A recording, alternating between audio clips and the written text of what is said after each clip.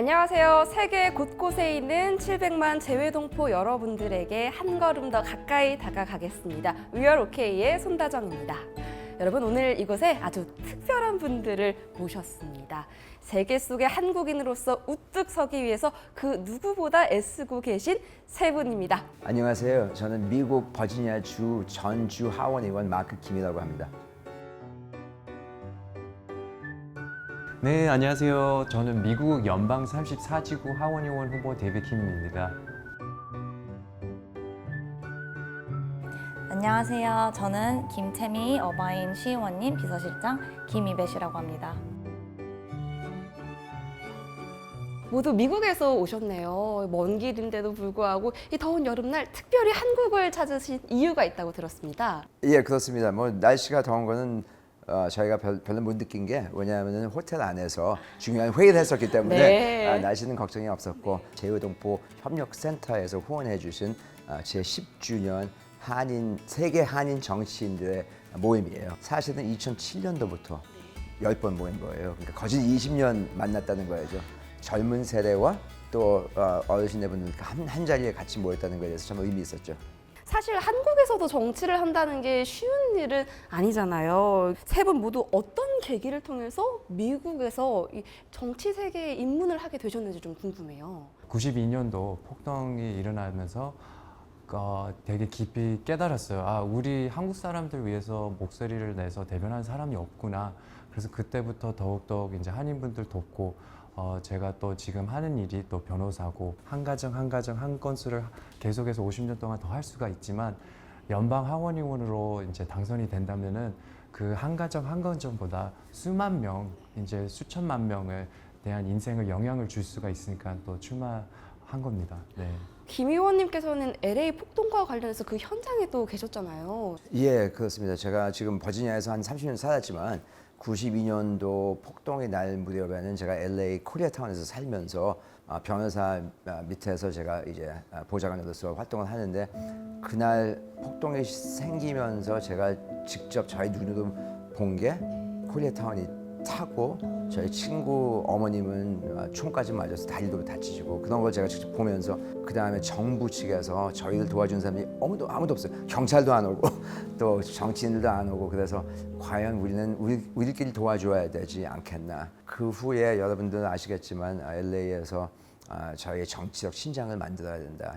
힘을 키워야 된다는 그런 붐이 생기고 저는 그때 변호사가 되면서 워싱턴에 가서 그 미국 정치의 주류 사회에 제일 중요한 데 가서 활동을 하면 어떨까 그렇게 가게 된 거예요.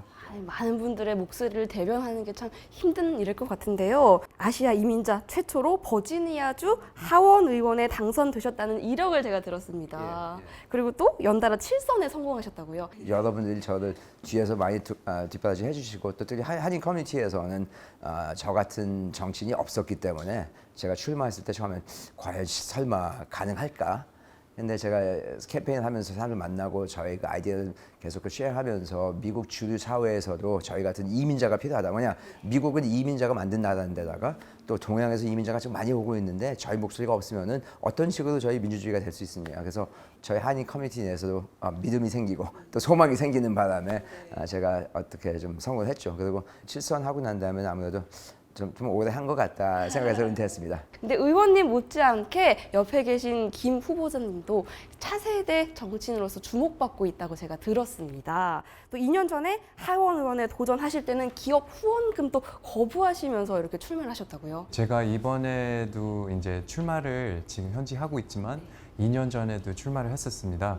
근데 그때는 아쉽게 49%로 패배를 했지만 이번에 다시 일어나서 출마하고 있습니다. 지금 이걸 보고 계신 시청자분들과 함께 저도 함께 좋은 결과가 있기를 또 응원해 보겠습니다. 감사합니다. 네, 이어서 김민선 보좌관님 이야기를 들어보고 싶어요. 이번에 차세대 한인 보좌관 협회를 만들어서 포럼에 참석하셨잖아요. 그리고 또 특별한 이력이 있다고 들었습니다. 미군 육군 부사관으로 활동을 하셨다고 들었는데 어떻게 보좌관 일을 시작하게 되신 거예요? 네, 저는 한국에서 태어났지만 베트남에서 자라고 2005년도에 가족분들과 다 같이 미국으로 이민을 가게 됐는데요. 정체성에 대한 고민이 많이 있었던 것 같아요. 그래서 제가 체프먼 대학교를 갔을 때 정치학과 평화학을 복수 전공을 하면서 사회에 대한 문제에 굉장히 관심을 많이 갖게 되었고요. 2014년에 미군에 지원을 하게 돼서 올해로 10년째를 하고 있고요. LA시 서기관실에서 일을 하다가 좋은 기회에 보좌관으로 일을 하게 됐습니다. 한국에 얼마 전에 보좌관이라는 드라마를 방영한 적이 있거든요. 그걸 보면서 와, 보좌관 일 쉽지 않겠다 이런 생각을 했었는데 쉽지 않으실 것 같아요. 하지만 보람도 있으실 것 같거든요. 제가 2017년에 처음 보좌관이 되고 나서부터 되게 많은 선배님 분들이 도움을 주셨고 그 선배님들이 이번 포럼에도 참석을 많이 하셨는데 제가 또 그런 관심과 사랑을 후배들한테 나눠주고 싶다는 생각이 들었거든요. 보좌관 협회가 생겨서 서로 네트워킹을 할 수 있고 좋은 정보를 공유를 할 수 있는 기회가 생기면 어떨까 해서 최혜린 보좌관과 같이 한인 보좌관 협회를 만들게 되었고요. 그래서 그걸로 지금 많은 후배들과 이번 포럼에 참석해서 좋은 시간을 가질 수 있어서 그게 가장 보람됐던 것 같습니다. 이렇게 세 분의 이야기를 들으니까 뭔가 가슴 깊은 곳에 뜨거운 게 이렇게 울컥울컥 하는 것 같아요. 그만큼 열정이 느껴져서일 것 같은데요. 또 궁금한 게 있습니다. 한국 정치와 미국 정치 어떤 게 크게 다른가요? 가장 근본적으로 차이가 나는 거는 미국에는 이 정치당이 엄청 중요해요. 민주당과 공화당이 제일 크기 때문에 또 제일 오래된 역사가 있기 때문에 정치를 하려면은 민주당이든 공화당 둘 중에 하나를 선택을 해야 돼요. 당 내에서 활동을 오래 해서 당에서 서포트도 받고 앞에 가는 사람들이 멘토링 해주고 그런 게 이 당 안에서 많이 활동을 해야 한다는 게 중요한데 우리 대한민국은 아시다시피 당이 자주 바뀌잖아요. 아이디어 자체야 뭐 보수 진보가 있긴 있지만 그래서 제가 볼 때는 이 대한민국의 정치는 영어로 말하자면 퍼스널리티에 따라서 가고 미국은 파티를 따라서 가고 미국에는 지금 연방 하원 의원님들이 435명이 계십니다. 근데 그 중에 큰 기업 돈을 받고 계시는 하원 의원님들이 425명이 넘습니다. 그게 왜 중요하나? 제 생각에는 지금 지난 50년 동안 저희 미국 연방 하원 의원님들께서 그런 큰 기업 돈을 받으면서 재당선이 되면서 사람 중심으로 정치를 해야 하는데 계속해서 큰 기업, 스페셜 인터레스트, 로비스트 중심으로 정치를 하게 되니까 거기에 좀 큰 차이점이 나지 않을까 그렇게 보입니다. 보좌관님께서는 또 어떻게 느끼세요? 저는 이제 보좌관으로서 말씀을 드리면 보좌관이라는 직업 자체가 미디어에서는 굉장히 멋지고 항상 양복이나 그런 이쁜 옷을 입고 일을 하는 것처럼 느껴지지만 사실 저희는 주민분들과 가장 가까이 있어야 하는 직업이고 또 의원님들을 항상 뒤에서 서포트를 하고 보좌를 해야 되는 역할이기 때문에 저는 아마 그게 가장 큰 차이점이지 않을까 싶습니다. 또 다음은요, 좀 포럼에 대한 이야기를 듣고 싶어요. 이번 포럼 어떤 내용들이 오고 갔어요? 이번에 제가 제일 의미 있고 진짜 와닿는 느낌을 받은 거는 저희가 그 서해 수호관에 갔었거든요. 천안함을 직접 보면서 눈으로 보면서 거기서 그 젊은 삶이 거기서 끊었다는 거에 대해서 너무 감정적이어서 미국을 자주 와야겠다는 생각이 나요. 그 목숨을 잃은 그 해군 중에 어머님 한 분이 이 아들을 위해서 없지만 다시는 이런 일이 없어야 되겠다 하는 그 돈을 모금을 하셔서 정부에서 모금을 하시면서 다시 이렇게 해군을 더 강하게 만든다는 여기 우리 보좌관님도 지금 미국에서 군대에 다니시고 또 이번에 군대 베테랑들이 몇 명이 오셨어요. 정치인들 하시는 분들이 어디서나 평화를 원하고 대한민국의 평화와 통일이 진짜 필요하다는 거에 대해서 이번에는 그냥 말로만 한 게 아니고 피부로 와닿는 느낌을 받게 된 아주 감정적인 순간이었습니다. 네, 후보님께서는 이번 포럼에서 가장 인상 깊으셨던 순간은 언제였나요? 예, 이제 거기 며칠 동안 있으면서 이제 또 여러 나라의 정치인들이 그 지역의 그 나라의 또 이슈들을 서로 쉐어하게 되잖아요.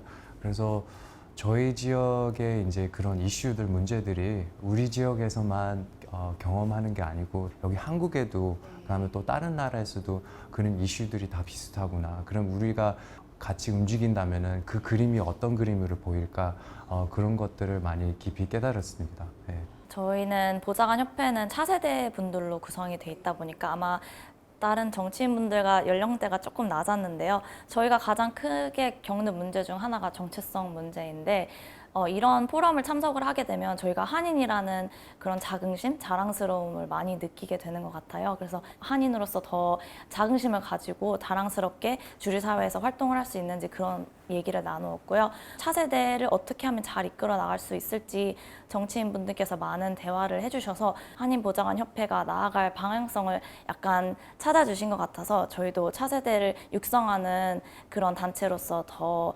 나아가도록 그런 마음을 가졌습니다.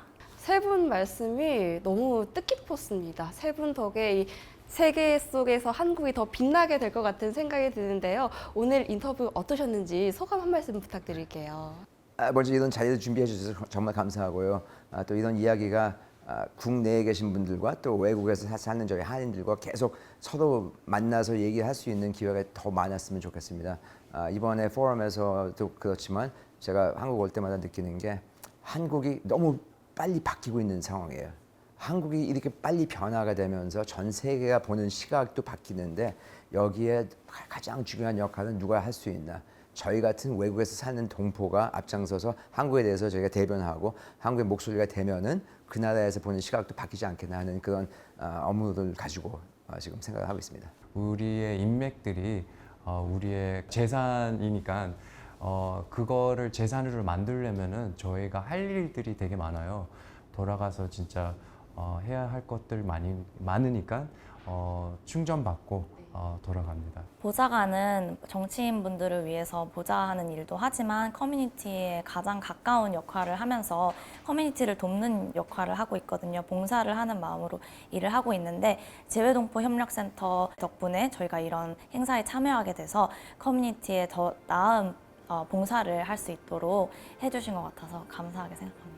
네, 오늘 세 분의 이야기를 들을 수 있어서 너무 뜻깊은 시간이었습니다. 앞으로의 행보를 우리 시청자분들과 함께 응원하도록 하겠습니다. 감사합니다. 감사합니다. 감사합니다.